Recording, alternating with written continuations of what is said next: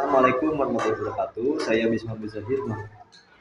Di sini saya bersama anak-anak kelas 3 atau kelas bawah melakukan kegiatan literasi. Salah satunya adalah observasi benda-benda yang ada di kelas. Nah, sebagian kecil benda-benda yang ada di kelas yaitu meja, kursi, kemudian buku PPKN, papan tulis, papan proklamasi yang ada di kelas kelas kita kelas 3, kemudian papan tokoh-tokoh pahlawan, jam dinding, terus juga poster kesepakatan kelas dan juga peta. Nah, semua benda mereka hitung jumlahnya, kemudian dibuat dalam bentuk tabel.